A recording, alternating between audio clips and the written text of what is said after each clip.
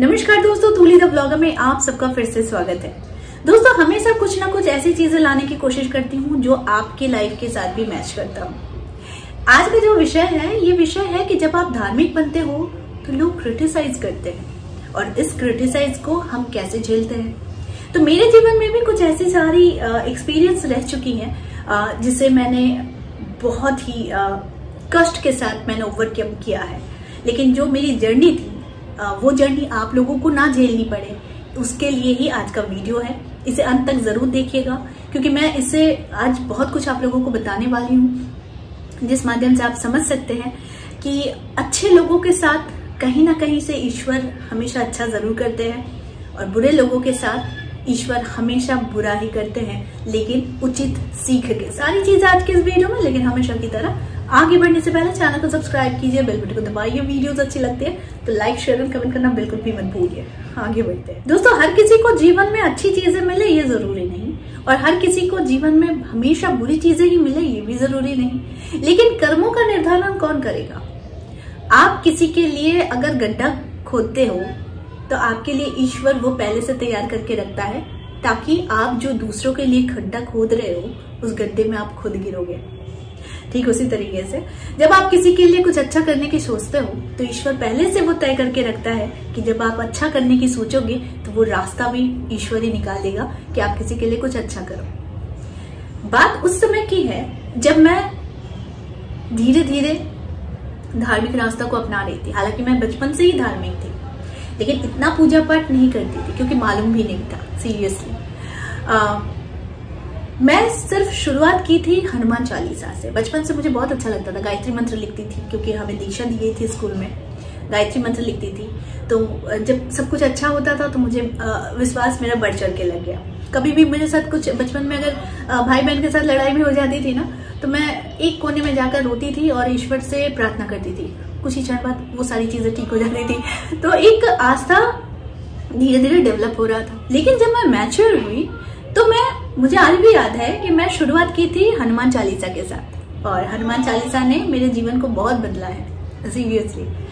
तो किसी ने मुझसे आकर कहा था कि ये सब नाटक मत किया करो, ये तो अनपढ़ लोग करते हैं, अशिक्षित लोग करते हैं इतनी पूजा पाठ, शिक्षित लोग तो नौकरी करते हैं। उस समय तक मैं ये समझ ही नहीं पाती थी कि कौन मेरी इंसल्ट कर रहा है, कौन मेरी क्रिटिसाइज कर रहा है, कौन मुझे तकलीफ पहुंचा रहा है या फिर कौन मुझे आनंदित कर रहा है। आनंद को समझ पाती थी क्योंकि किसी के लिए कोई अच्छा चीज अगर कोई कहे तो आप खुशी होते हो, लेकिन कोई इंसान अगर आपकी स्पिरिचुअलिटी पर उंगली उठाए और कहे कि आप ये नाटक कर रहे हो या फिर आप ये भगवान के सामने आकर आप जादू टोना कर रहे हो, तो बड़ा समझने में तो इसे कम से कम 2 दिन लग जाते थे मुझे कि क्यों कहा जा रहा है।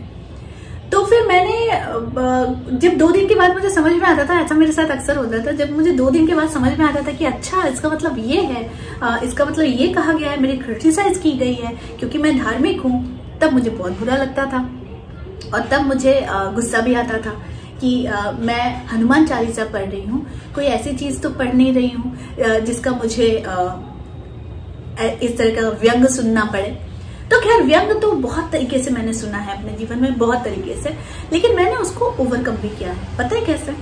क्योंकि जब मुझे गुस्सा आता था तो लोग क्या करते हैं, बदले लेने की सोचते हैं कि बदला लेंगे, लेकिन मैं कभी बदला लेने का नहीं सोची।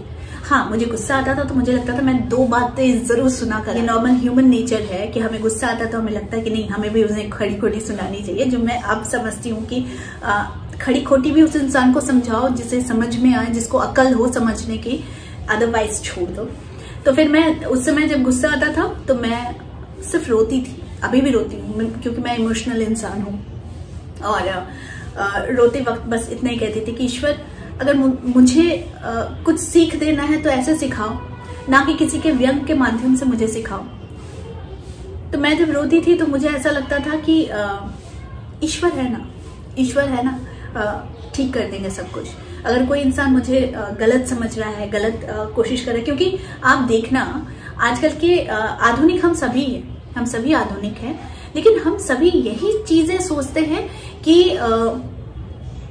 आधुनिकता का मतलब है पूजा पाठ नहीं करना, आधुनिकता का मतलब है स्पिरिचुअलिटी पर बिलीव नहीं करना, आधुनिकता का मतलब है कि आप कोई अगर स्पिरिचुअल पर्सन है तो उसको व्यंग करो, उसको क्रिटिसाइज करो, उसे दबाने की कोशिश करो। ये होता है आधुनिकता का मतलब। अक्सर लोग ऐसे ही करते हैं। और कुछ कुछ लोग ऐसे होते हैं कि वो खुद तो नास्तिक होते हैं, लेकिन अगर धार्मिक इंसान को देख लेते हैं तो धार्मिक इंसान पर व्यंग, टिप्पणी, उनका विल पावर कमजोर करने की कोशिश करते हैं। लेकिन यही सबसे बड़ी बात है कि जो इंसान स्पिरिचुअल होता है, जो इंसान धार्मिक होता है, उसका विल पावर कोई भी घटा नहीं सकता है। तो इसीलिए जब मैं इस तरह की चीजें सुनती थी, आज भी सुनती हूँ, बहुत सारे लोग बहुत कुछ कहते हैं, मैं सुनती हूँ और मैं हंसती हूँ, क्योंकि मैं आप लोगों से भी कहती हूँ कि इंसान अपना कर्म करता है, इंसान अपने कर्म के हिसाब से फल को भोगता है।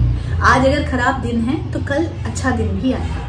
लेकिन जो इंसान आपका दिल दुखा रहा है, वो जो कितना बड़ा पाप कर रहा है, इस पाप का अंदाजा उसे शायद आगे जाकर तब समझ में आए जब उसे किसी की जरूरत हो।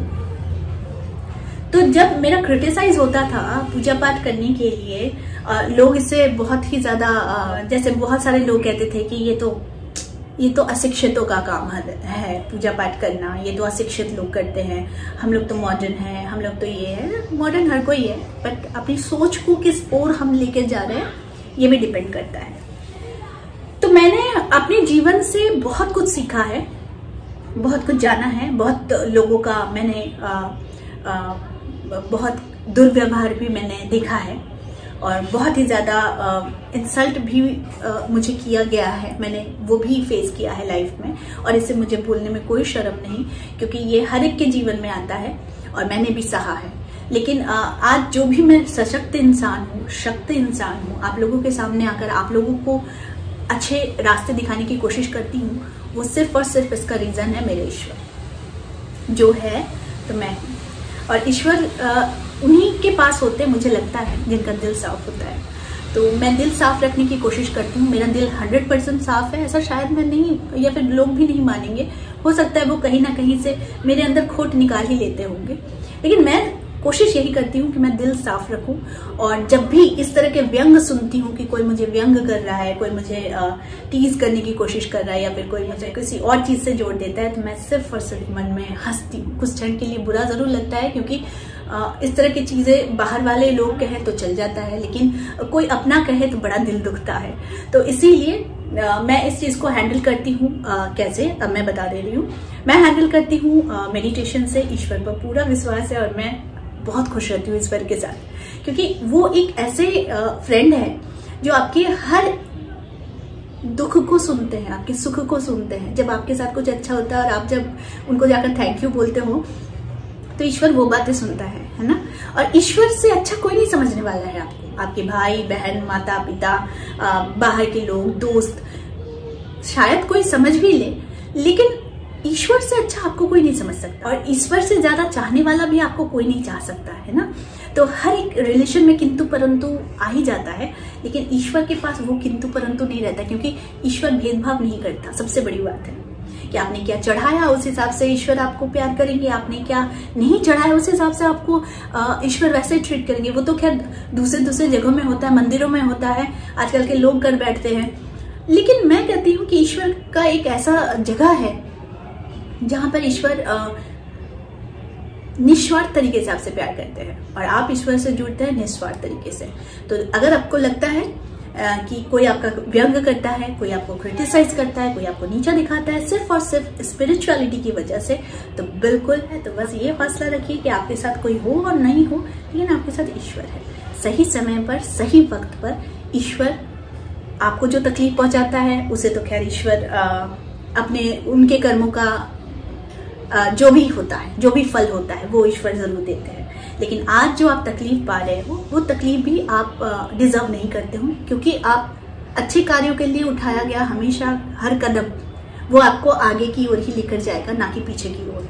तो आप अगर किसी के लिए अच्छा कर रहे हो, किसी के अच्छी चीजें आपको मिल रही हैं, तो आपको उसी में खुश होना चाहिए, ना कि ये छोटी छोटी बातों पे कि किसने आपको क्रिटिसाइज किया, किसने आपको तकलीफ पहुंचाई, किसने आपको नहीं समझी, क्या फर्क पड़ता है। लेकिन वो जो ईश्वर है, वो आपको सटीक तौर पर वो समझते हैं, क्योंकि वो आपके शरीर को नहीं, आपके मन को, आपके अंदर जो आत्मा है उससे जानते हैं। क्योंकि आपके अंदर जो आत्मा है, उसकी जर्नी को ईश्वर ने देखा है।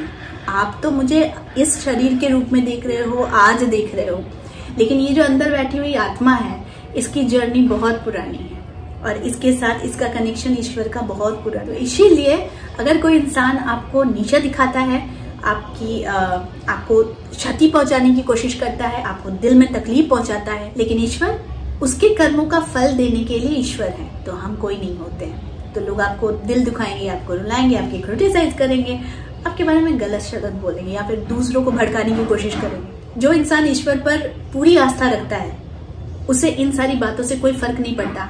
हाँ, उसे दुख जरूर पहुंचता है, लेकिन उस दुख को भी समझने के लिए ईश्वर है और कोई नहीं है। ठीक है, तो आई होप आज का वीडियो आप लोगों के लिए है जो लोग ईश्वर की भक्ति करना चाहते हैं लेकिन किसी कारणवश किसी डर से नहीं कर पाते हैं। तो आज के वीडियो को देखिए और अपना हौसला बुलंद कीजिए। जिसका कोई नहीं, उसका ईश्वर जरूर है। ठीक है, तो आई होप आज का वीडियो आप लोगों को अच्छा लगा होगा। इस तरह के वीडियोस मैं आप लोगों तक लाते रहूंगी। आज के लिए बस इतना ही, फिर मिलेंगे एक नए टॉपिक के साथ। तब तक के लिए आप सबको मेरा प्यार भरा नमस्कार।